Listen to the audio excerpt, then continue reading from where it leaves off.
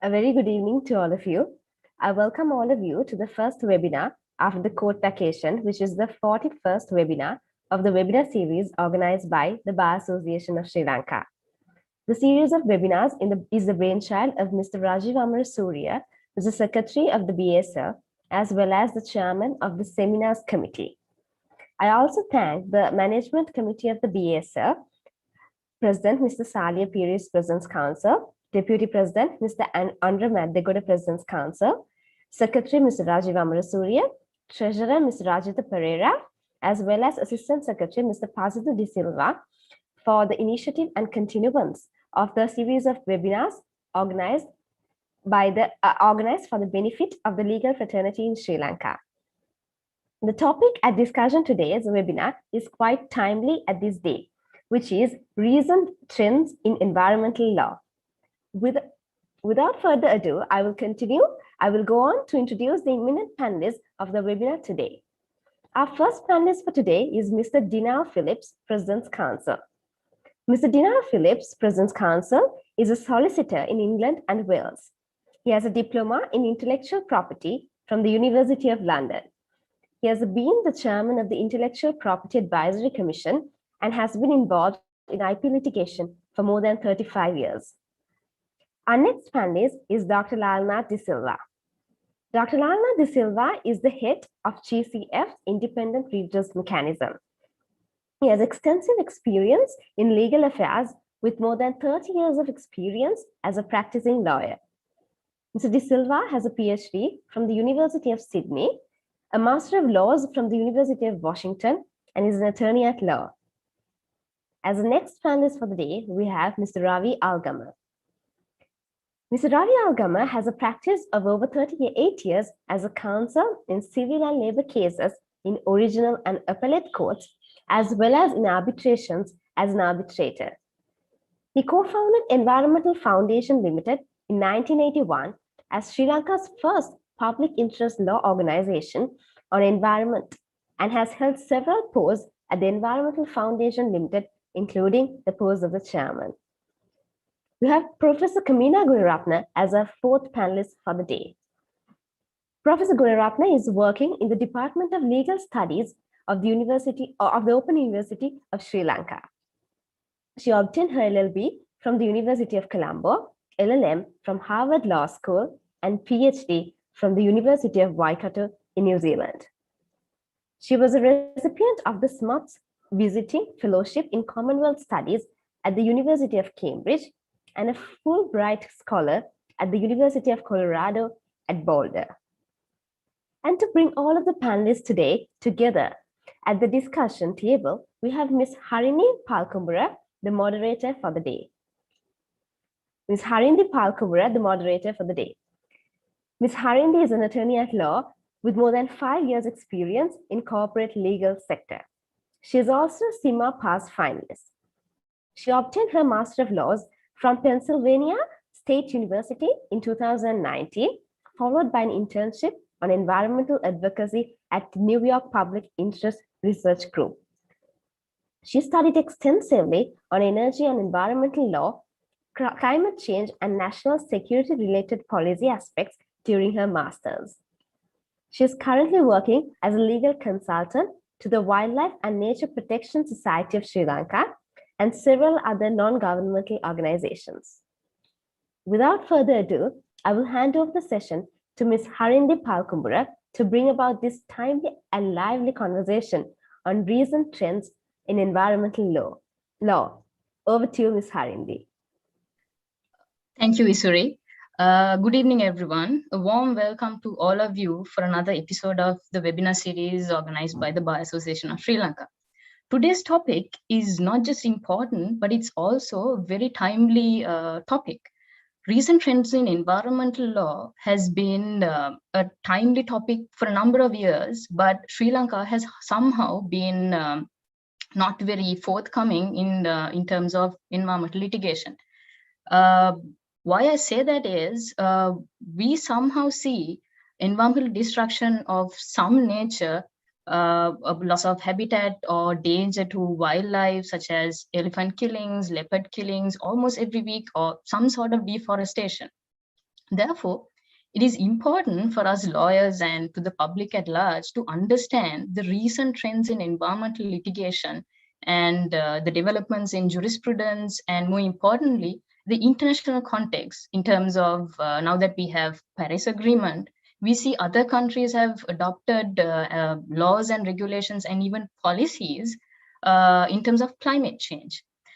We can discuss all of these further with our panelists, but before we move on to that, let me just quickly quote one of the judgments of Justice Janak De Silva in his lordship's recent judgment in 2020. This became popular because his lordship also issued an order against the former minister Rishad Badiuddin for his involvement in the deforestation that took place in the Vilpattu Forest Reserve.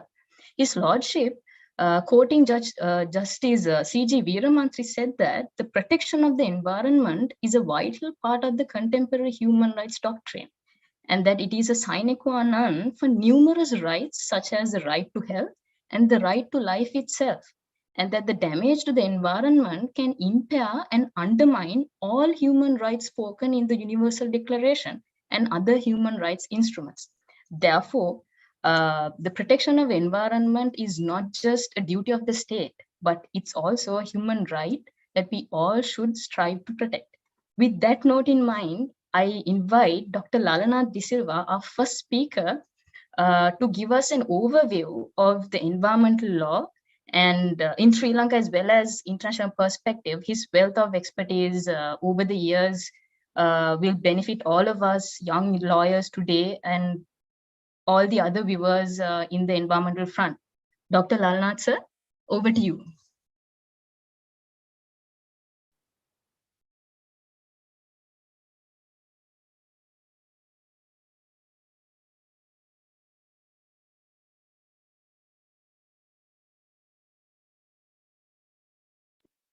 Can you hear me? Yes, sir, we can hear you. Okay, very good. Well, thank you for that introduction, Harini, and welcome and to all of our colleagues who are participating in this webinar. I must thank the Bar Association for this invitation. It was a delight to receive this invitation, and I also wish to thank the rest of the panelists, all of whom have been long-standing friends and colleagues of mine in the field of environmental law. So glad to see you all online as well. My job today is to present you a quick overview of environmental law. And what I would really like to do is to take you through very quickly the framework, if you like, for environmental law, and then speak more directly to the kinds of issues and problems that you are seeing in Sri Lanka. And then at the end, tell you how litigation around these issues might take shape in and have taken shape in the past in our courts.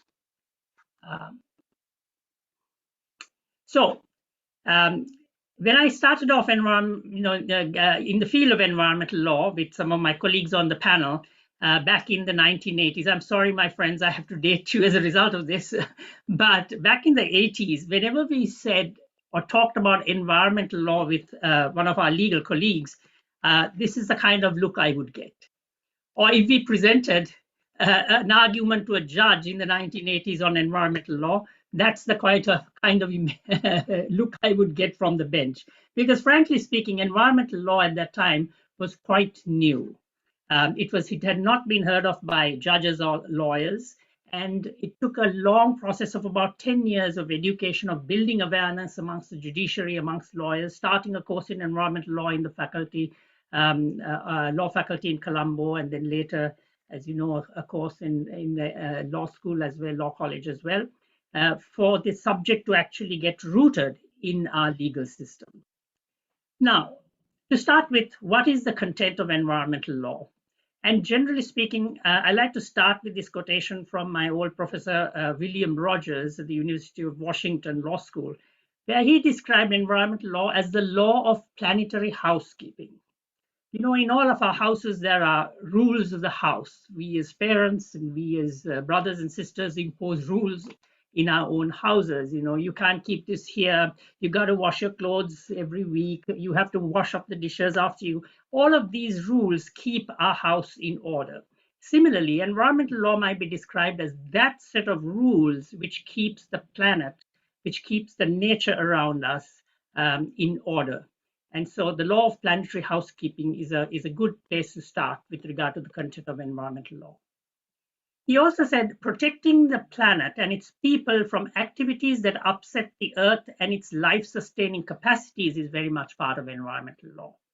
So looking at all of that set of activities that disturb the planet, that disturb nature, that disturb those things which are important for life and the preservation and nourishment of life, would be considered as part of environmental law. Now, it's important for me to make this point that the one species on this earth as at today, which actually wreaks the most amount of disruption to nature and the planet, are human beings. Homo sapiens is responsible for most of it. Today, unlike any other time in the history of this earth, one species, Homo sapiens, is able to unleash upon this earth dramatic and major changes which no other species has ever been able to perform or do before.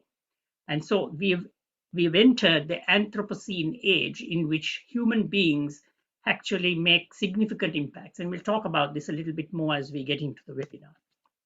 And last of all, I want to mention the fact that the content of environmental law is not just about the nature and things around us, such as water, air, soil, forests, biodiversity, but it also includes the built environment. So you do have things like landscape, noise, traffic control, social displacement, resettlement of people. All of these things also form part of environmental law. And from country to country, from jurisdiction to jurisdiction, you might have some variation in the way that lawyers and judges perceive of the content of environmental law, but broadly speaking, that is the content of environmental law.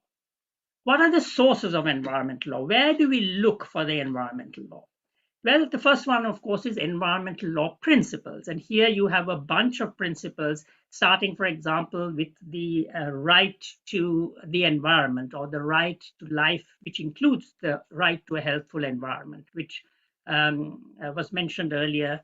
And then you have principles like the precautionary principle or polluter pays principle, or more recently, as Justice Amar Singh said in a recent case, the principle of guardianship or the guardianship doctrine. These are all principles of environmental law which are special to this field.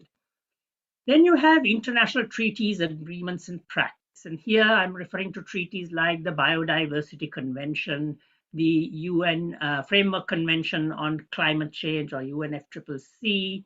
Then you have the Ramsar Convention on Migratory Birds, and so on and so forth. So you have a large number, actually quite a large number of international treaties that deal with aspects of the environment. And then you have bilateral or trilateral agreements. For example, NAFTA, the North American Free Trade Agreement, has provisions in it which deals with environmental issues. And then you have, of course, growing international practices around the environment. For example, the obligation to notify the other your neighbors in case there has been an accident in your country, which could impact the environment of other countries. Another source of environmental law, of course, this is a standard to many other branches of the law, are statutes, regulations, and guidelines. So you have statutes or laws passed by your legislature, in Sri Lanka, the parliament. Then you have regulations enacted by ministers and by other authorities under the provisions of those laws. And then you have things like guidelines, which are what we might call soft law, which fills in the gaps that might exist between statutes and regulations. Then, of course, you have judicial decisions. So there have been several important decisions in Sri Lanka from the Supreme Court and the Court of Appeals, but also from other jurisdictions like India, the United States, which are often cited in our courts as persuasive decisions. So judicial decisions are another source.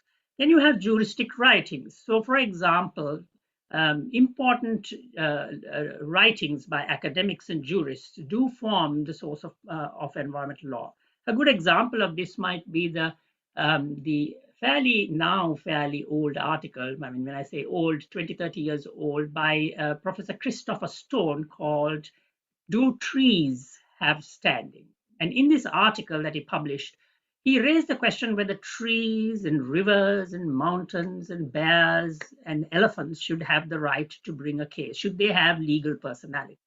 And what's important about that juristic writing is that it was actually picked up and cited in a very important US Supreme Court decision, the Sierra Club versus Morton decision, in which the now late Justice Douglas, a well-known judge of the US Supreme Court, citing this juristic article, actually argued that indeed trees and mountains and bears and leopards and elephants should have legal personality. And if anyone is interested, if you have questions about this, we can certainly talk about it more. And last but not least, customary law. Now, customary law is perhaps less important than in some other branches of the law when it comes to environmental law. But when you're dealing with things like indigenous people, customary law could become quite an important source as well. And there are three aspects of environmental law I wish to mention before I get into the Sri Lanka situation. The first of these is that environmental law is an interdisciplinary subject. If you want to be a really good environmental lawyer, you have to understand the basic science and ecology behind environmental law. You need to understand what an ecosystem is. You need to understand what it means to calibrate your instruments, what it means to take measurements. You must understand how climate change is happening, or why there is species destruction when you open up lands. So very often environmental lawyers are constantly dealing with scientists and economists and working with them very closely. So an understanding of, you don't have to be a scientist, and you certainly don't have to be an ecologist in order to be a good environmental lawyer, but certainly you have to have a good understanding of it. Then you have the fact that environmental law is connected to other areas of the law. Environmental law, being a relatively new subject, draws heavily from, for example, the law on torts or law of delict. It draws heavily on property law. It draws heavily on administrative law and constitutional law. And so when you talk about environmental law, you will find that there are cross connections between other areas of the law. And the last point I want to make with regard to the environmental law is that it is an evolving subject, because the environment is relatively changing all the time. We are faced with new challenges all the time, climate change being the one that is most recent, but which is certainly an existential threat to our entire human race. The environmental law is evolving. So in the area of climate change, there are new ideas, new concepts being evolved by courts all over the world. So remember, we are constantly also therefore making connections with other areas of the law, borrowing from them, for example, in order to flesh out the content of environmental law. And so with that, let me now turn to the position in Sri Lanka. And I want to start with air pollution. Here's a picture of the city of Colombo, and you can see the haze here. The fact of the matter is that pollution levels in the city of Colombo are very high. They are above the standards fixed for ambient air quality. And I don't know how many of you would recognize where this is. This is actually Battarmulla, not far from where you are, where you might think, oh, this is a lovely mist or fog. No, it is not. It's actually particulate matter that is creating this effect of a fog or mist. And it is quite a dangerous thing to inhale this, because you are constantly taking in particles that are getting embedded in your lung. And respiratory diseases are on the rise in Sri Lanka, particularly in the Western province and in the city of Colombo. So way back in 1999, I brought a case to the Supreme Court in my own name against the Minister of Environment of the time to see if we could actually solve this problem. Much of this problem in the city of Colombo is caused by vehicular pollution. And so I asked the court to order the government to introduce vehicular air pollution standards, fuel standards, and imported vehicle standards. And Chief Justice Sri Pavan, as he was then the additional Solicitor General, appeared against me. I was on my feet for some 1.5 days before 5-judge bench. It was referred to a constitutional bench by the Chief Justice. And at the end of the day, the state settled the case, in which they agreed within 6 months to enact these regulations. It took a number of years subsequent to that before this whole scheme was implemented, and that's why today, for example, you have to go and get air pollution testing done on a regular basis in order to get your annual licenses. But that has not solved the problem yet. Water Dr. pollution Lal, is, yes. sorry, Dr. Lalnath, sorry to disturb. You have roughly 5 more minutes, sir. Yes, thank you. That's more than enough. Water pollution is the other issue. This is the banks of the Lunava Lagoon, and you can see the amount of pollution that is there, particularly from plastics. Here's another example of the Kalani River. It's completely polluted, and this is a river from which the city of Colombo actually gets its drinking water. So ask yourself what you might actually be drinking. And then pollution, of course, leads to other issues such as waste disposal. You can see the plastics, many elephants dying as a result of eating these plastics. And you can see the human impact of one of the first little elephant on the left-hand side. You can look at its trunk, you can see a mark on it, clearly another impact of human actions. So this is a good transition to the next issue that Sri Lanka faces, which is wildlife protection. And there is a huge wildlife-human conflict going on, particularly a human and elephant conflict.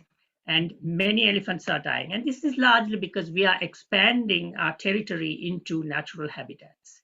And again, what is really important to understand here is Sri Lanka has one of the highest land-man ratios. We are a very crowded island, but yet we have managed to preserve about 10% of our land in protected areas, forests and wildlife sanctuaries and national parks. Yet that is under pressure constantly with people settling in, farming going on, deforestation going on, etc. And this is what causes the elephant-human conflict.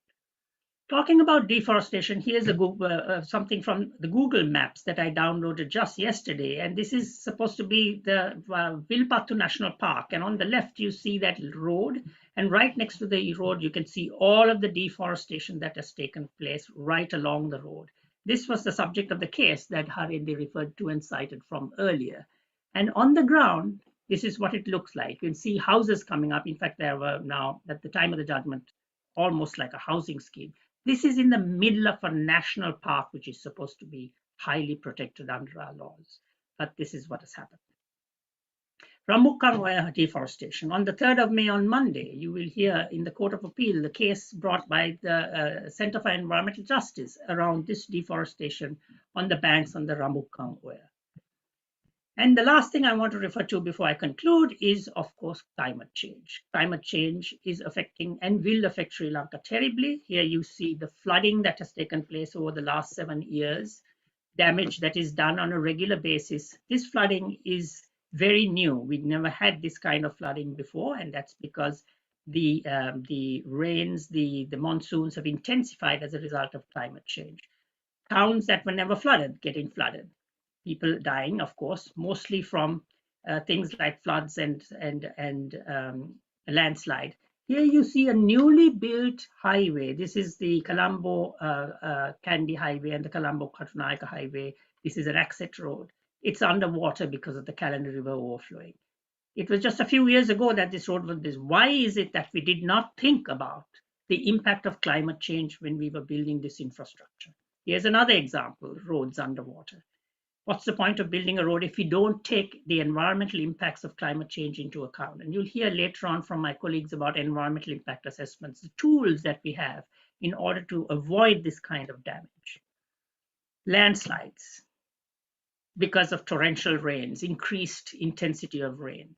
And of course, people die, houses get buried. As you can see, property gets damaged. Droughts. Intensified droughts in the north, in the 2/3 of the country, the north and the east. That is what is expected because of climate change.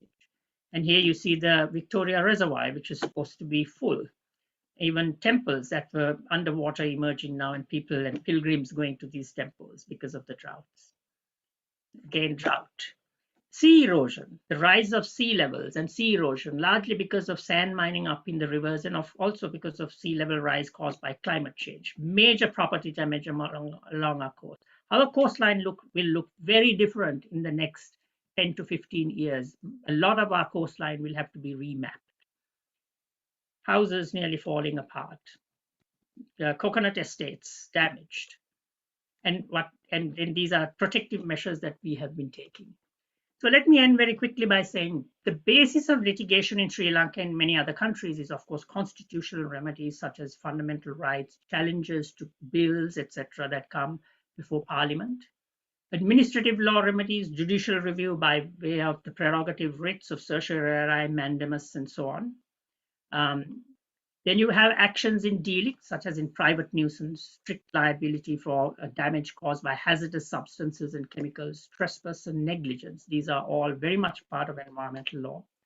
Then you have the criminal law. So we have environmental crimes, which are described in our environmental statutes, but also the idea of public nuisance, where under the Criminal Procedure Code, magistrates have fairly large powers to control public nuisances, which many of which take the form of environmental issues. And last, statutory proceedings, such as example proceedings of under the Environmental Act of pollution control appeals, etc., but also environmental impact assessment proceedings.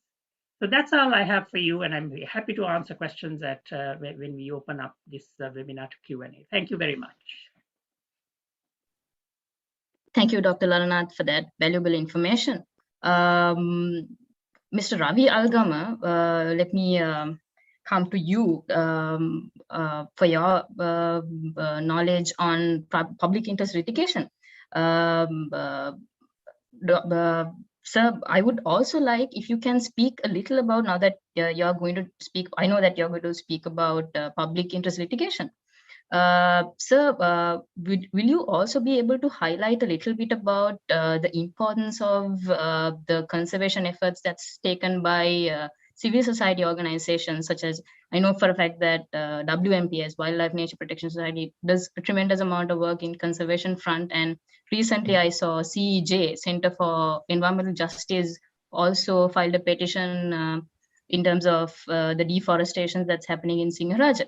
So would you also like to speak about this and highlight the importance of the conservation efforts taken by the civil society organizations and the public's involvement in terms of environmental protection, sir? May I start? Yes, sir, you may.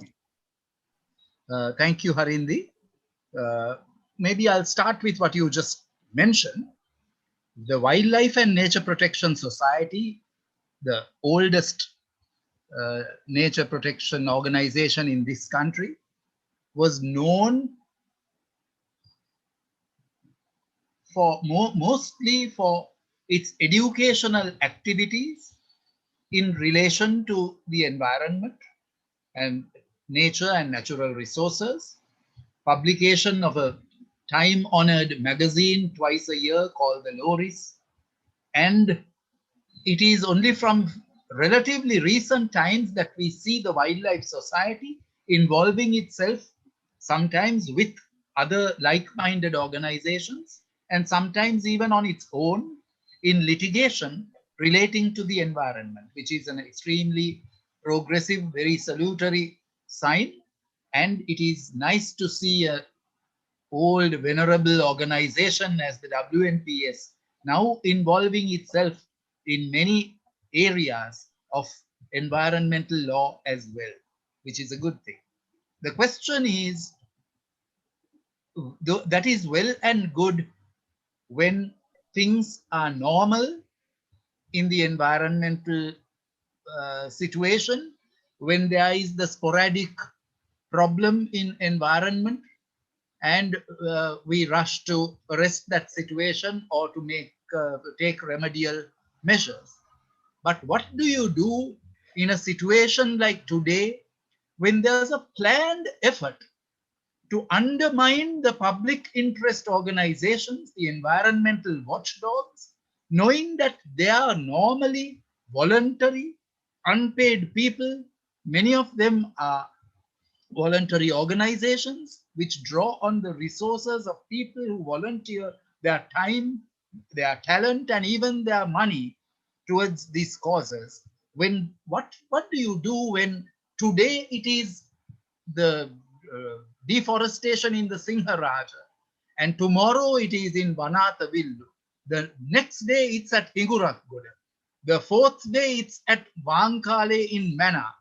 When planned activities take place like this, knowing full well that any environmental organization will take some time to mobilize themselves and to get geared up with their officers. With only very few organizations have employees, but generally they are all volunteers to take action in relation to these. So naturally, our environmental organizations are wearing themselves out thin in these days when there are planned attempts to nullify the efforts of these organizations by the repeated regularity of environmentally destructive activities. May I then get on to the public interest litigation, which is what I wanted to say. Public interest litigation was recognized and developed by our courts under the 1978 Constitution. There was an explosion of public interest litigation, particularly in the Supreme Court.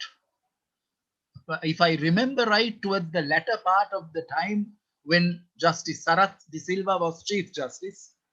And these included the Sri Lanka Insurance Corporation case, the Water's Edge case, and Lanka Mineral Sands Limited case. These were entertained by the court as cases brought in the public interest. They were significant in terms of the orders made by court on this basis, and also the public trust doctrine was brought in by our courts. In the Insurance Corporation case, the court held that the privatization of the Sri Lanka Insurance Corporation was null and void. In the Lanka Mineral Sands case, the transfer of land by the state to a private party was declared illegal. And in the Water's Edge case, the lease of land was held to be null and void. Each of those cases involved significant and high-profile contracts that had been entered into between the state and private actors, the reversal of which was generally perceived as being significant in terms of upholding the rule of law, transparency, and accountability in the exercise of executive power by the state. We must understand that the Constitution does not provide for public interest litigation. However, starting from the case of R.P. Vijayasiri versus Sirivardhana. Vijayasiri was an opposition member of parliament. Sirivardhana was the secretary to the Ministry of Public Administration. It's reported in the 1982 Sri Lanka law reports, where from there it was about 50, if I remember right, 50 odd appointments to the public service on the basis of a competitive exam. From that time, our courts have time to time expanded the rules of standing.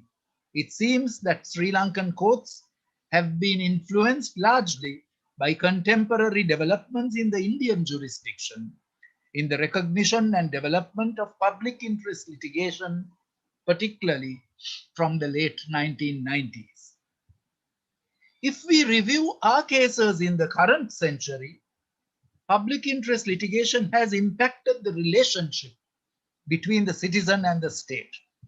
We can see the jurisdictional basis whereby the judiciary could develop, firstly recognize and then develop public interest litigation in a context where the court is not mandated by the Constitution to entertain such applications. What's the rationale then whereby traditional rules of standing have been departed from by courts? How does one understand the relationship that is established between the public-spirited individual or a public-spirited organization and the courts? One possible argument is that it is based on the sovereignty of the people that is enshrined under our Constitution. A common outcome of public interest litigation cases has been that the court has made policy recommendations as part of its final order or judgment. One might be led to wonder whether the court is equipped to make such interventions, Maybe we might be able to discuss this during our question time. The difficult question of judicial activism and its impact on time-honored doctrines such as separation of powers and the rule of law also arises.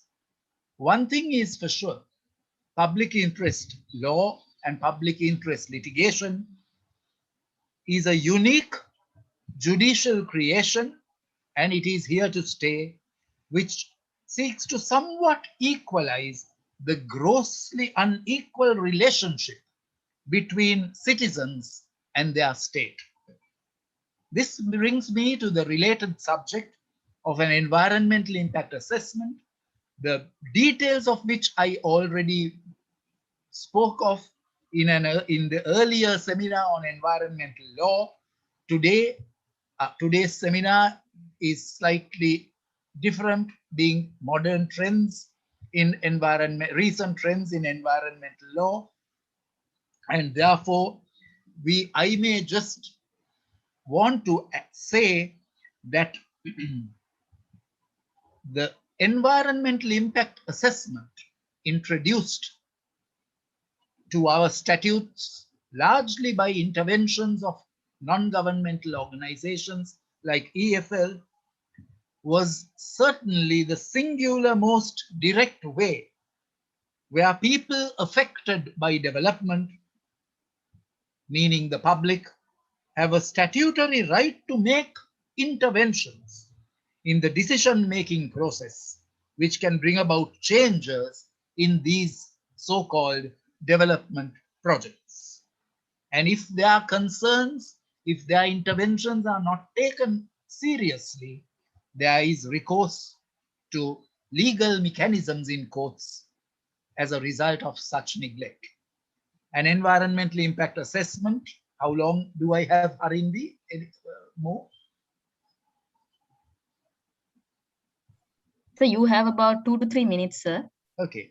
So an EIA is it's more like a prophecy, where at the beginning of a developmental project, you foresee, you study, and you try to analyze the projected impacts that that project would have on the natural environment, maybe 20 years down the line, 50 years down the line, or 100 years down the line.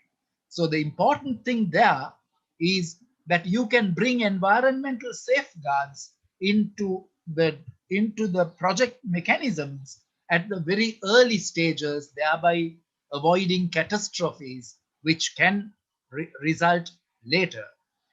Then that especially with new principles today like polluter pays principle, it's very much better to identify your projected impacts earlier on and make necessary interventions at that stage. It's much cheaper and better environmentally to make those changes before any pollution takes place.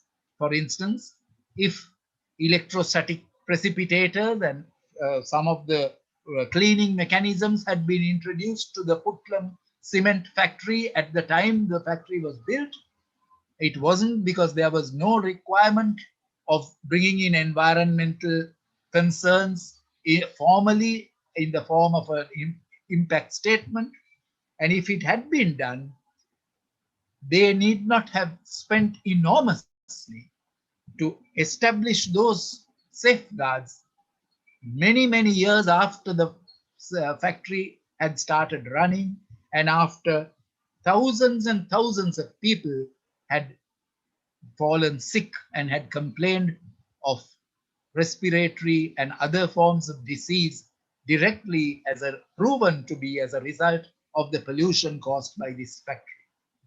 So another example could be the Samanala Reservoir, where for wet blanketing and other forms of addressing leaks in the structure of the Samanala Reservoir, we have now spent more than the initial cost of the establishment of the reservoir. All of these could be avoided if we are able to foresee the negative or even not necessarily negative, the projected impacts that a project would have on the natural environment. So I think I will stop at that. Thank you, sir, for that valuable information shared on the public interest litigation as well as the EIA process. Professor Kamina, I would like to invite you to share your knowledge in terms of, I believe you are going to speak about climate change related litigation, mostly in international context. Over to you, Professor.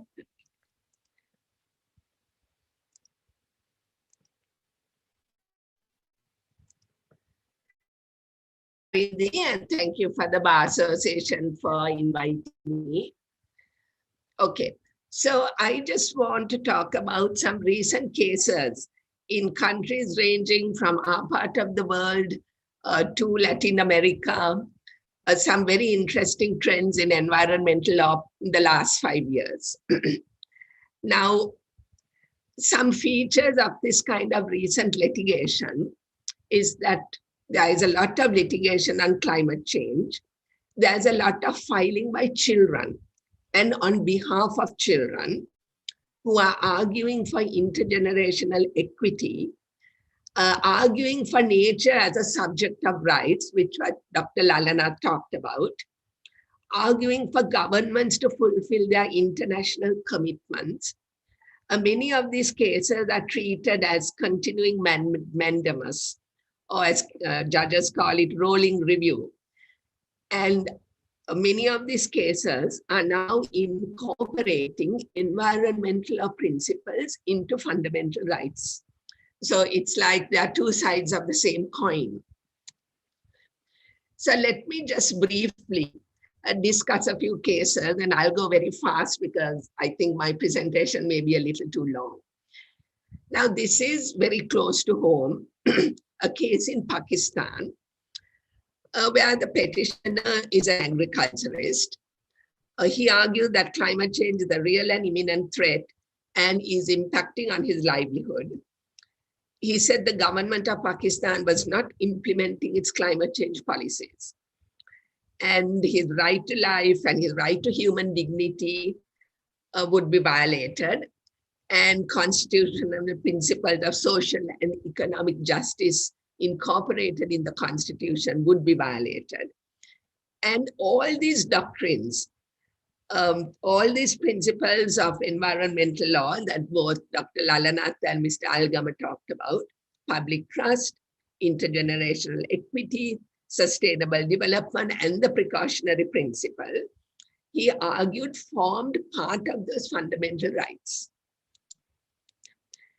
And the court, it's a very interesting judgment. The court took a very proactive stance. They called up on all the central and provincial government agencies involved to assist in the case. They treated it as a continuing mandamus. They discussed the threats to Pakistan due to climate change. And here's a quotation. They said the existing environmental jurisprudence has to be now fashioned to meet this very urgent and overpowering threat, which is climate change. And the court actually constituted a climate change commission and gave it a certain role and function to perform. And after it had to basically make a report, and it was dissolved after the judgment was given. And another environmental principle, that of environmental justice, has now been expanded into a new concept of climate justice. And this is what the court said, that climate justice links human rights and development to achieve a human-centered approach, safeguarding the rights of the most vulnerable people, and sharing the burdens and benefits of climate change and its impacts equitably and fairly. And it has to be informed by science, respond to science, and acknowledge the need for equitable stewardship of the world's resources. Right? And the court said, this case adds a new dimension to the jurisprudence on environmental justice in Pakistan. Then the court also expanded into new areas like water justice. But in the Chunnakam case, the late Justice Jayawardena also talked about the right to water in Sri Lanka, although that is not specifically a fundamental right. So we can see that our judiciary is also branching out into these new areas. Right. Now, this Amazon case in Colombia is extremely interesting. It was brought by children and young adults ranging from 7 to 25 years. Now, I'm sure everyone knows about the the Opoza case in the Philippines, which is now about 25 years old, and the first case to be filed by children, and which triggered off this concept of intergenerational equity. But in recent years, with climate change, we are seeing children filing on the issue of climate change. And these petitioners were living in cities that were most susceptible to climate change. And here they were arguing that the government was not fulfilling its duties and functions under the Paris Agreement and the relevant law of 2015. They said the government of Colombia has the obligation to reduce the net rate of deforestation to 0 by 2020, which is now passed.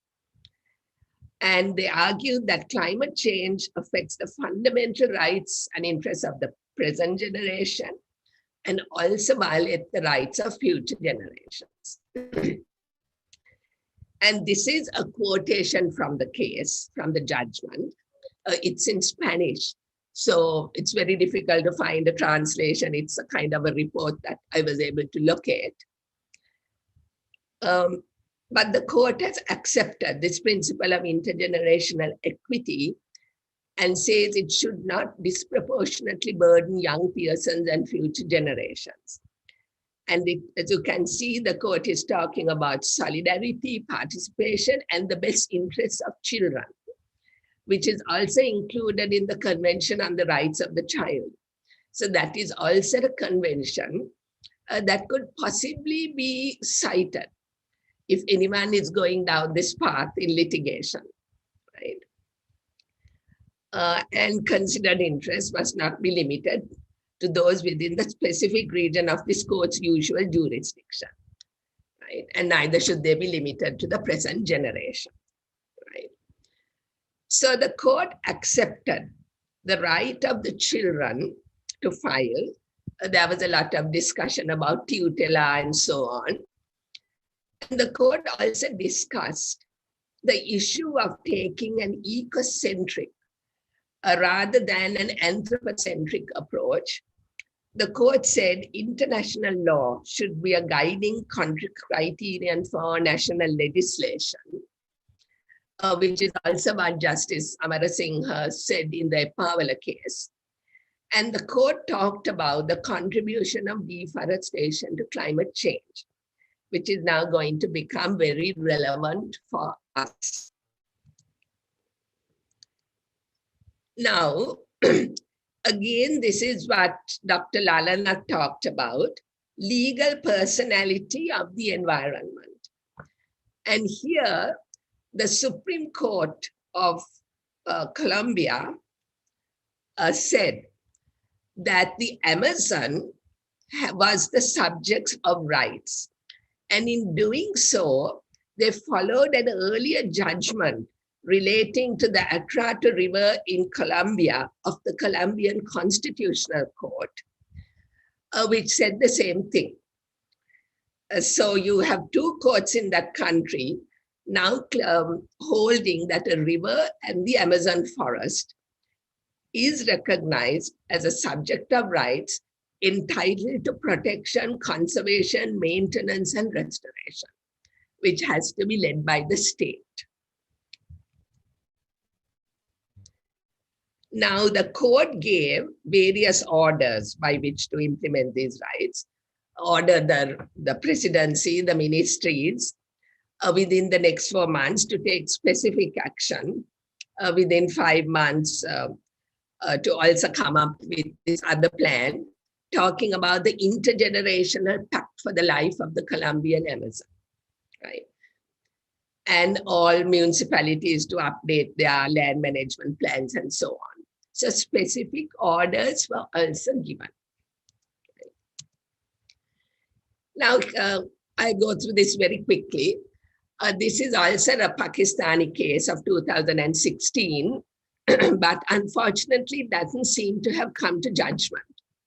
So I was only able to locate the petition. Here again, it's a 7-year-old girl who filed with her father filing for her. And she claimed that this is a pro bono petition to protect the fundamental rights of herself and the people of Pakistan. And she is fearful for her future and for all future generations that they will all be adversely affected by climate change. And here, this case is going heavily on the doctrine of public trust. And here are some of the questions of law which the petition is raising.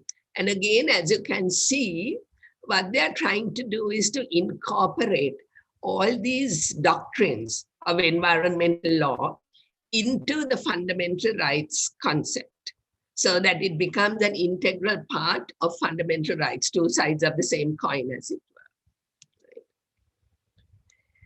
were. Okay, so here are very quickly some, again, very interesting cases recognizing rights of nature. And as you can see, most of them seem to recognize rivers.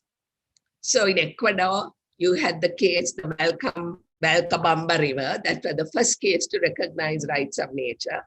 Colombia, the Atrato River case. New Zealand, the Wanganui River. This was actually not a judgment. This was done by statute, where the Maori community, who are located near the Wanganui River, pushed for this. And this act, the Wanganui Claims Settlement Act of 2017, says that the river is a living entity and a legal person with rights. And most of these judgments and statutes appoint guardians. So the guardian of the Wanganui River is a government official and of somebody from the Maori community. We very close to home, the High Court of the state of Uttarakhand ruled that the Ganges and Yamuna River have the status of legal persons, but unfortunately that has been stayed by the Indian Supreme Court, right? But still, it's a good move. And now this is the, how much time do I have, Harini? Okay. This is also okay. This case came out last month, April actually. And the court was looking at an application by an industrialist to establish a cement plant in an environmentally sensitive area, right? The applicant's petition was dismissed and the court did not give permission. But here again, there were some very interesting principles which came out of it. So I'm sure everybody knows what the precautionary principle is. But following up from the precautionary principle, the court came up with this new principle, in dubio pro natura, meaning if in doubt, favor the environment. Right? So in any cases of doubt where a decision has to be taken, you have to favor protecting and conserving the environment. And go for the alternatives that are least harmful to the environment. Here again, in Pakistan, the court has looked at the concept of environmental legal personhood, right? And again, you are moving from this anthropocentric or human-centric approach towards a more ecocentric approach. And the court has said, we see elements of personhood that have now been ascribed to nature by legislatures and courts around the world. the approach of personifying the environment is one of the latest evolutions in environmental law. So far, it appears that a personhood has been limited to ecosystems. We haven't yet seen a case or a statute which is giving personhood to species, but that may come as well. So maybe you might find that the elephants are given legal personhood, that they have rights per se, and not only, it will not be confined to our right to have them protected. So we can see whether those developments will take place at some point. Once again, the court talks of water justice, and this seems to be a very important feature in Pakistan environmental cases, probably because northern Pakistan is pretty much desert. And unlike Sri Lanka, they are not as water rich as we are. Talks again about climate justice and a new concept of climate democracy. So these may appear to be just catchwords, but if they are kind of articulated by the court, defined and implemented, these also contributing to develop environmental jurisprudence. Right?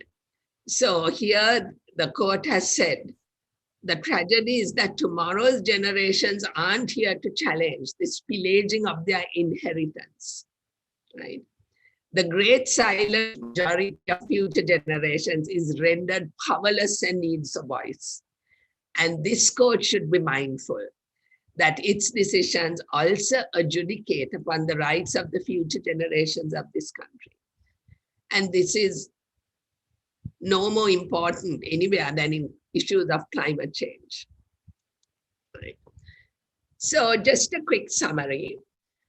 Again, to go back to what we can extrapolate from all this very interesting jurisprudence, the concept of climate justice and climate democracy, water justice, now this new trend of children filing for themselves on behalf of unborn generations, the legal personhood of nature, the revival of this concept of intergenerational equity, many years after the Oposa case, pushing for governments to fulfill their international commitments under international law. Cases being treated as continued mandamus, and courts taking these very proactive stances on getting things moving, as it were. Incorporation of environmental law principles into the whole discourse on fundamental rights and into the whole expanded definitions of rights. And also, as you could see, through the environmental jurisprudence, courts are also going into this new area of social and economic rights. Well, not really new, but as we all know, our constitution is constrained because we do not have social and economic rights as justiciable rights, unlike many modern constitutions. But it could be coming by way of jurisprudence. So I'll stop there, and I'm happy to answer any questions. Thank you very much, ma'am, for the detailed description on climate change related case law. We would like to move on to President's Counsel, Mr. Dinal Phillips. Sir, would you like to share your ideas of environmental law? And I believe you're also going to speak about human rights, human elephant conflicts in Sri Lanka. Yes, with the greats having dealt with several wide areas, I think I will limit myself to a very short area of it. But before I commence, I must thank Rajiv Amarasuriya for at very short notice on my suggestion that environment is a growing area. And we must have a seminar on that. He got hold of and to get hold of Lalnab de Silva is an absolute feather in his cap. I must tell you, a short word about Dr. Lalnath and Ravi. I had the privilege of sitting with them at Law College, and they started Environmental Foundation Limited 40 years ago. I mean, that is for the ride. And there were 5 of us from the batch who chipped in. And I think Kamina's brother was also one of the founder members of this foundation, which has gone from strength to strength. Well done, guys. You kept that flag flying. So, as far as I'm concerned, let me start by saying like what Henry VIII told his 6th wife, I won't be long. So anyway, there's a quotation which I thought is very apt for this. It was the wisdom and advice rendered by Arhat Mahinda Thera to King Devanampiya Tissa at Mihintala in 3rd century BC. O great king, all birds in the air and all wild animals have an equal right as you to live on this earth and go about as you please. The land belongs to the people and all other animals. You are only a trustee and not the owner of the land. We are here trustees. Are we really doing justice to the animals that are there? Day in, day out, we see these wonderful beasts being killed. We see leopards in traps, elephants being slaughtered willy-nilly. As that takes place, a big hoo-ha takes place. Press comes in, the television crews get involved, the usual suspects come in and blow the hot air, and everybody forgets it. When are we going to make a firm stop to this? I remember many years ago, I was on holiday in Botswana, and there was a mass exodus of elephants into Botswana from Zambia because of the ongoing war. And there was a move that there were too many elephants in Botswana and then moved to cull it. But the president of Botswana said, look, people come to our countries to see this wildlife. Let us not go ahead to cull them. They will go back to their own places. They've come down a particular path. Let them go back to that path. What are we doing here? We are closing down every single known elephant corridor. It's sad, it's tragic, it's unbelievable. Recently, I was in Vilpattu, and even the very villa I was staying in had electric fences. For goodness sake, whose land was this? They were all roaming around, elephants, leopards, etc. Now, I came across a very interesting article in yesterday's Daily Mirror by Sarasi Vijayaratna, who talks about a tusker who was killed, electrocuted, 47 to 50 years old. And she goes on to say in an article that Revata, he was one of 57 tuskers the country has lost over the years.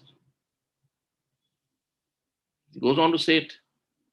Between 2010 and 2020, the number of elephants that died was 2,086. 2,000 elephants? Can this country afford it? We see scores of foreigners coming in to take pictures of our leopard, our bear, our elephants.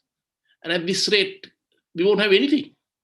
There's no need to pay Kumar Sankara to come and say, oh, come to Sri Lanka. You will see in his best accent, come to Sri Lanka. You can see our Sri Lankan Big Five. There won't be anything left. And this is even more frightening. This lady goes on to say, between the 1st of January and 31st March this year, an unprecedented 90 elephants are reported to have been died. And on the 26th of March, 3 elephants died on the same day, 2 of whom died of electrocution. I've seen a particular news channel quite regularly stating that the farmers are protesting that this location of this wildlife demarcations are not enough and their crops are being savaged by this. Hello, do they have proper title to this? Or are they trespassers? I think Lalna dealt with quite a lot in his speech as well. I've also seen in the Sigiriya, Habarana areas, lots of little places that have come up saying AC rooms, non-AC rooms, cheap, etc. All these are in elephant corridors. And then must you, for goodness sake, must you put electric fences? Also, that time when I was there in Vilpattu, there were crackers lit. And I jumped and I said, what's going on? Are they shooting? No, elephants are damaging their crops. These guys have transgressed on the elephant area, as you all know, and you all are the experts. You all see these elephants. They have a certain path they go on. Everyone turns a blind eye to this. So I suggest, with such experts as Dr. Lannath around and Ravi and Professor Kaminia, let us revamp our laws and have stricter laws to govern this. Extinct is forever. You don't want your children or grandchildren saying, this was an elephant, this was a leopard, this was a bear. I mean, the Vilpattu is a tremendous crime against the people, the way they're chopping down trees. Yala recently, I saw there's a highway going through, not a highway, but a fairly busy road going through. They are born free. Let them be in their habitats. We must bring in more draconian legislation. Now in Kenya, I had a quick look because thanks to the seminar, I was compelled to research the laws in Botswana and in Kenya. In Kenya, they're trying to bring in death penalties for the killing of a protected species. There are a lot of protests going on there. But they brought in a new act in 2013, and in 2018, they increased the penalties. So they are taking their protection of wildlife very, very seriously. Likewise in Botswana, cheetahs, leopard, lions. You can't just say they are walking into your garden and damaging your crops and kill them straight away. There's a process involved. And look at the snares they are setting up for these people. It's so cruel. Sir, I'm sorry, we have limited time. We have about 20 more I'm minutes. No, I fully understand.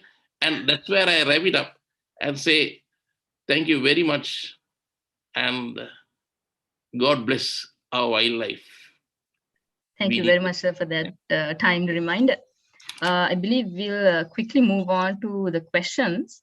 Professor Kamina Gunaratna, I think you have said you would like to answer the question. I'll quickly read out the question from Nilanka Ranasinghe. We have one more minute, just for 1 minute. I would also like to impress upon that in 2006, a cabinet approval was granted for the National Policy of Conservation and Management of Wildlife in 2006. That has still not been implemented yet. If they follow it in the short term, our elephants could be saved. So that's the last point I wish to make. Thank you very much. Carry on. Thank you, sir. Nilanka Ranasinghe has asked a question: what are the prospects of international environmental law principles like polluter pays and precautionary principle being embodied in the statutory law in Sri Lanka? Professor Gunaratna, would you like to answer this question? Yeah, Nilanka, I think you can argue that in fact it has been incorporated because, for example, you have the Environmental Protection License Scheme, which is essentially a polluter pay scheme. Even, when we get emissions testing on our cars, all that is a form of polluter pays. So it will take different forms. And even the precautionary principle, I would argue that the EIA process does incorporate the precautionary principle. So it's a question of interpretation. So if you analyze the various laws, I think you could argue that it is embodied in various statutes.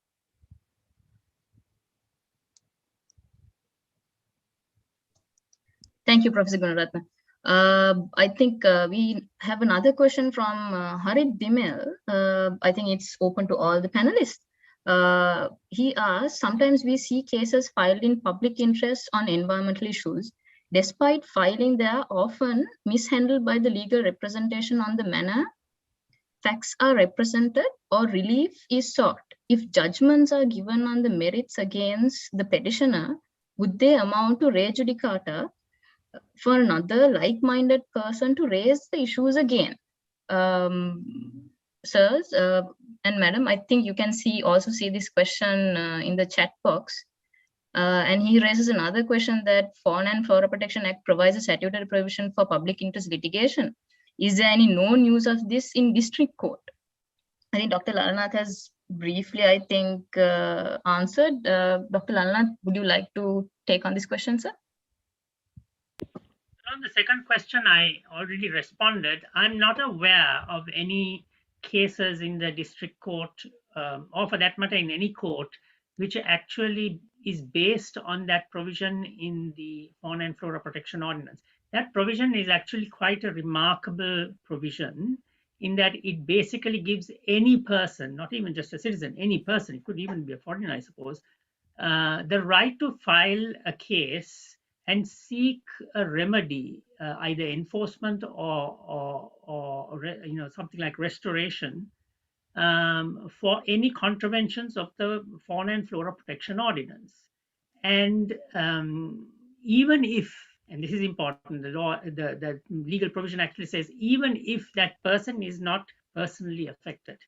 So this is literally what one calls a citizen suit provision, which you would normally find, for example, in the Clean Water Act or the Clean Air Act in the United States, which has been put into the Fauna and Flora Protection Ordinance. I do not know which legal draftsman did this, but clearly somebody with a great vision put this provision in there. And this is what I call a sleeper. You know, the sleepers on the railway line. This is a sleeper waiting to be woken up like Rip Van Winkle by a good lawyer who can then use it as a vehicle to bring litigation to the courts around wildlife issues. And there are many other provisions in the wildlife ordinance which actually have never been implemented. A good example of this is the ordinance actually requires the director of wildlife to establish and maintain what's called a elephant register. Every elephant caught from the wild and domesticated must be registered in this register, and any progeny, any calves born to this elephant, if it's a female, should also get registered. Anything that is sold and transacted should be registered. It's like the land registry. You're supposed to have an elephant register. Never been done at all for the last also tusks and tushes register. That's right. So these are things that have not been enforced, and so there is good material here for mandamus or for an action under that particular provision that you're referring to. Thank you, Dr. Lalanath. Mr. Ravi Agmu, sir, would you like to give your thoughts as well on this? Yes, I believe the action which we threatened the wildlife director for his failure to maintain this register of captive elephants and the register of tusks and tushes in the possession of people, I believe they came to court and they remedied it. They first said that there was a register which has been misplaced. Later they fired one of their officials saying that so and so had removed it and a couple of things, and then they of course started a brand new register, but I don't know what has really happened thereafter. Harit's other question about a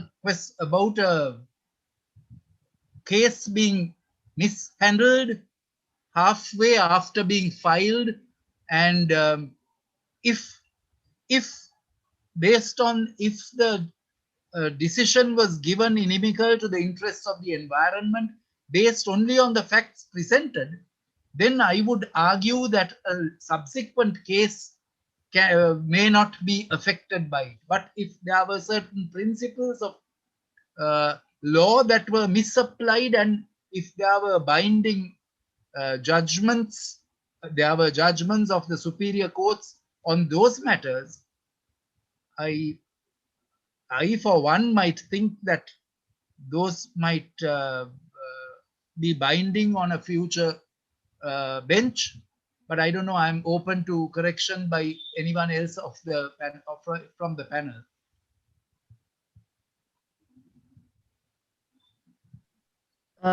Professor Kamina, would you like to respond in this regard? No, I think I'll leave that to the practitioners. Okay. Thank you, ma'am. Before we wrap up for today, I have a question for Professor Kamina Gunaratne. Since you spoke about climate change related litigation or case laws, now that we have signed the Paris Agreement, what are the recent trends that you see in terms of policies or even laws that you see in Sri Lanka, or whether there are any developments in terms of Paris Agreement or in Sri Lanka? Harini, under the Paris Agreement, we have to submit nationally determined contributions, INDCs, and I think they are up for review. So we are bound to implement those, and we have a climate change policy. But the usual trend, as you know, in our country, unfortunately, is that we have these very good documents and they're implemented. So I think this is the usual problem of implementation. But all those are faithfully done on paper, but implementation is another story. Okay. Thank you, ma'am. Okay, I would like to actually give each panelist a short time to give their final remarks before we end the session for today. Dr. Lalnath, would you like to just briefly give a note on us? Thank you. I mean, I think you've heard from all of the panelists and who have provided, I think, rich content for you to think about. With regard to the res judicata issue, I think there are arguments on both sides. And there are actually some scholarly articles written on that particular subject with regard to public interest litigation in India, which you might want to, if you Google it, you can find it on the internet, where there has been public interest litigation on a particular environmental issue, say in a particular place, and the court has adequately dealt with that in that case. Then that, or if it is mishandled, but all of the issues were, so to say, before the court, then that may operate as res judicata for a future public interest case. But then on the other hand, you can also argue that public interest cases, can be distinguished one from the other, particularly if there has been even the slightest changes to the environment, or if the set of petitioners who are petitioning are slightly different, or if the exact nature of the issues are slightly different. So I think there are arguments on both sides. I do not know how the Sri Lankan courts will decide this, but it is a gray area, and it's an interesting area to explore. In closing, I'd just like to say that, for our colleagues at the bar, environmental law is a very interesting area. It is, as you can see, evolving. And climate change is the big area that is going to become very litigious.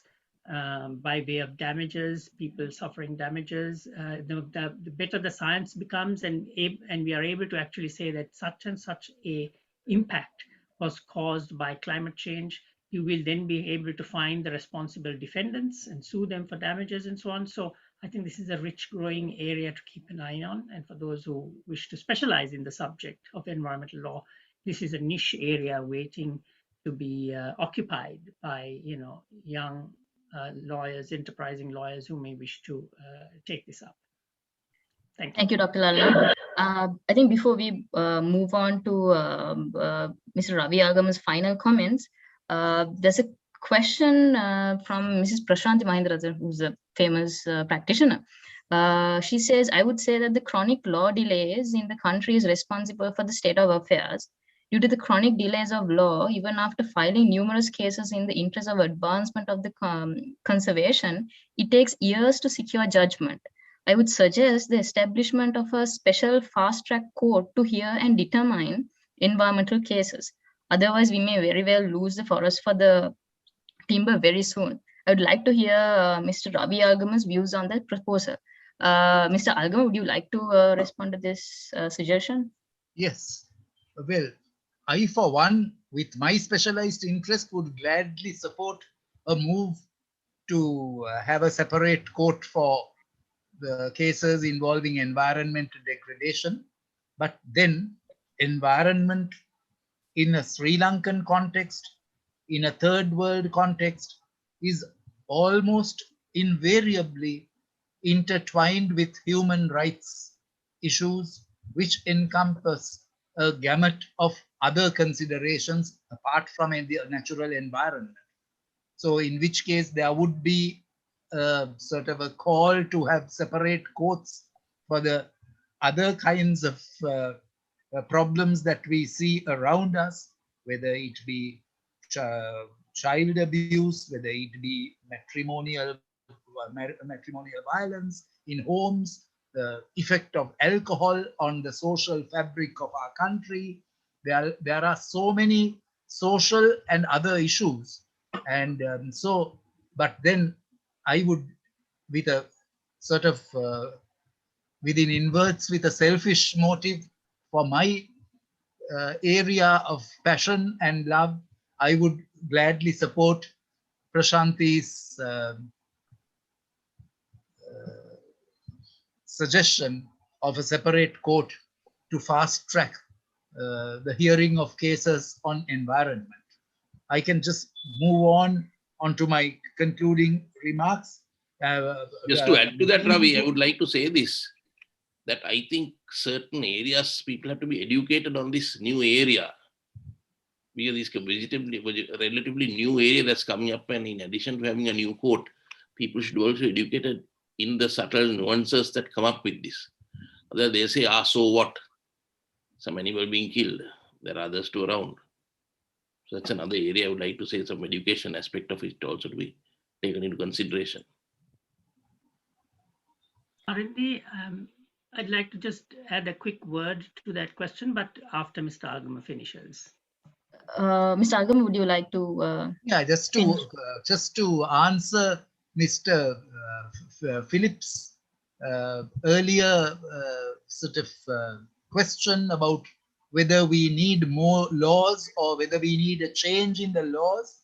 I personally think that the laws we have are quite sufficient.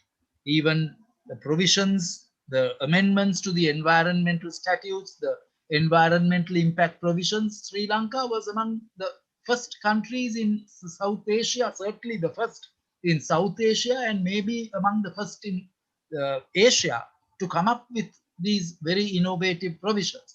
We have a lot of laws and a lot of legal safeguards. It's just the implementation and enforcement of these provisions that is sadly lacking. And that is the area which has to be strengthened, in my opinion. Thank you.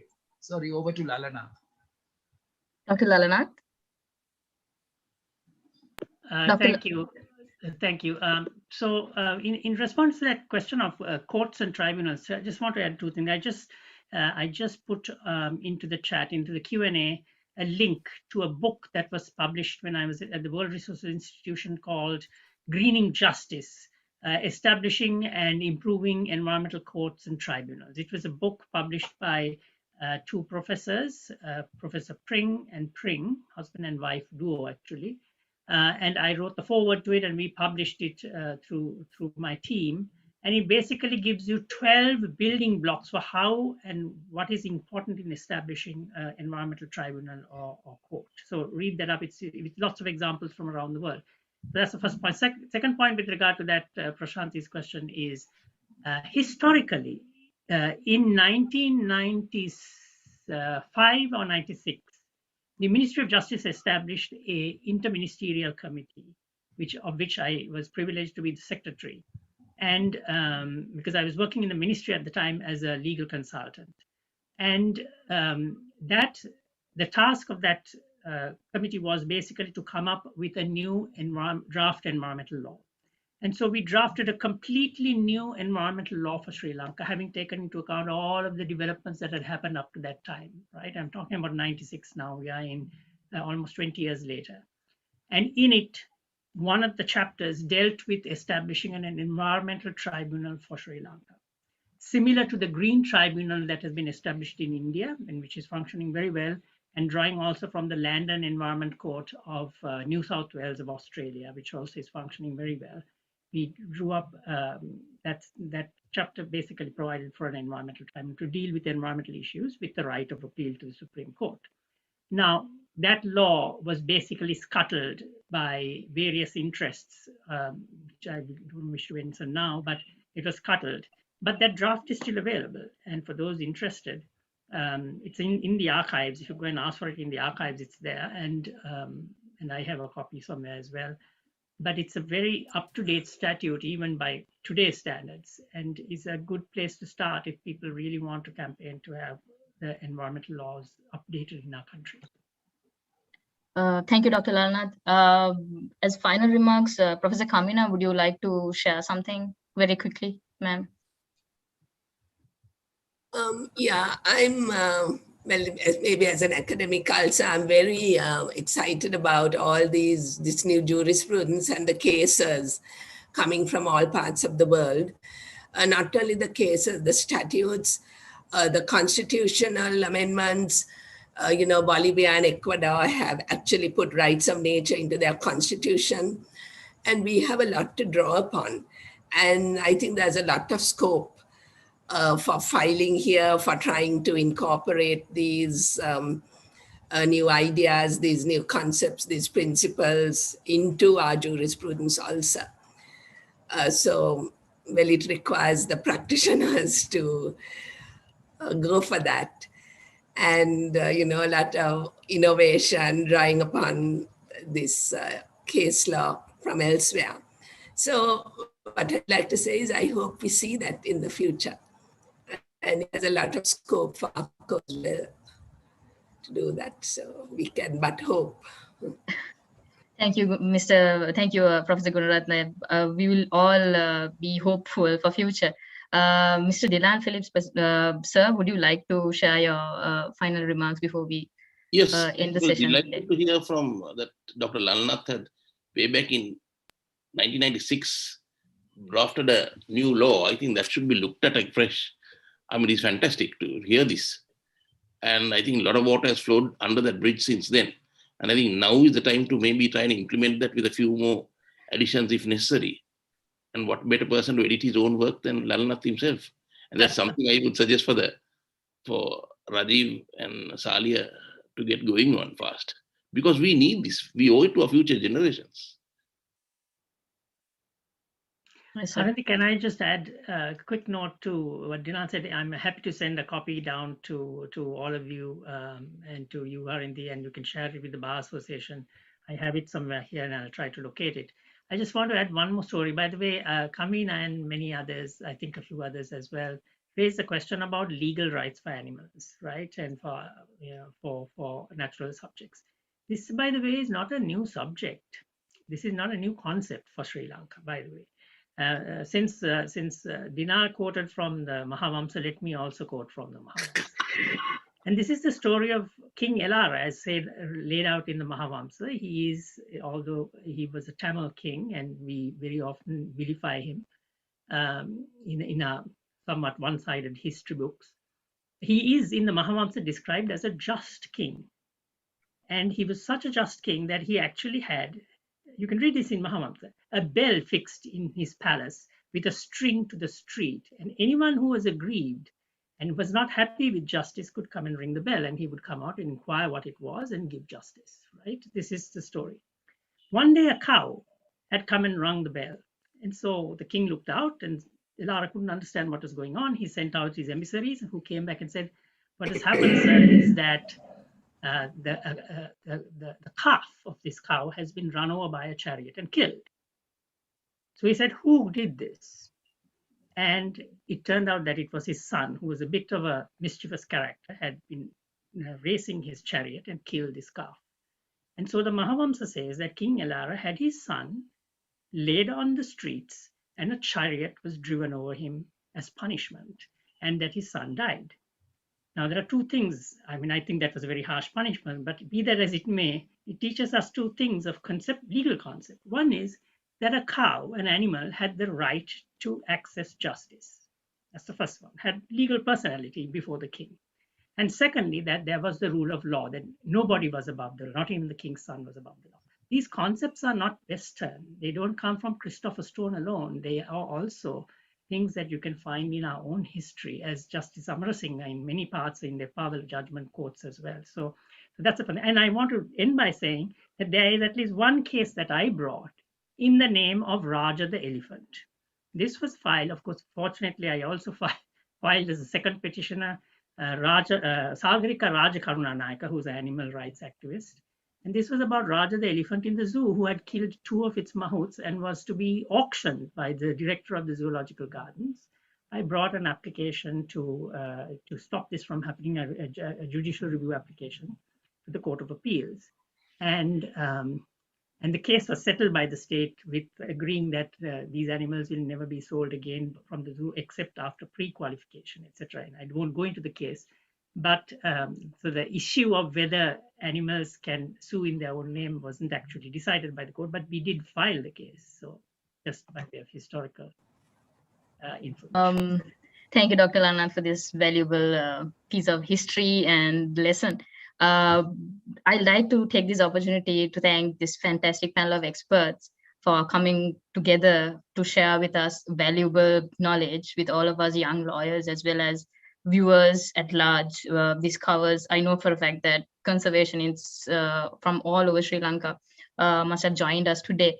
And I consider myself honored and privileged to have moderated this session. And I'd like to thank Bar Association of Sri Lanka as well. And that concludes things from my end. Thank you for every one of you for joining us tonight. Have a good night. Ms. Isuri, over to you. Thank you, Ms. Harini. On behalf of the Bar Association of Sri Lanka, we would like to thank all our eminent panelists for sharing their knowledge and experience with us today on this interesting topic. Mr. Dinal Phillips, President's Counsel, Dr. Lalana De Silva, Attorney at Law, Mr. Ravi Agama, Attorney at Law, Professor Kamena Gunaratna, Attorney at Law, and Ms. Harindi Palkumbura, Attorney at Law, thank you very much for your valuable contribution for the session today. We would also like to thank the Bar Association of Sri Lanka, the President, Secretary, and the Seminars Committee, who is hosting the series of webinars for the benefit of everyone who is within and beyond Sri Lanka. See all of you next week with another significant session as today's. Until then, stay safe. A very good night to all of you.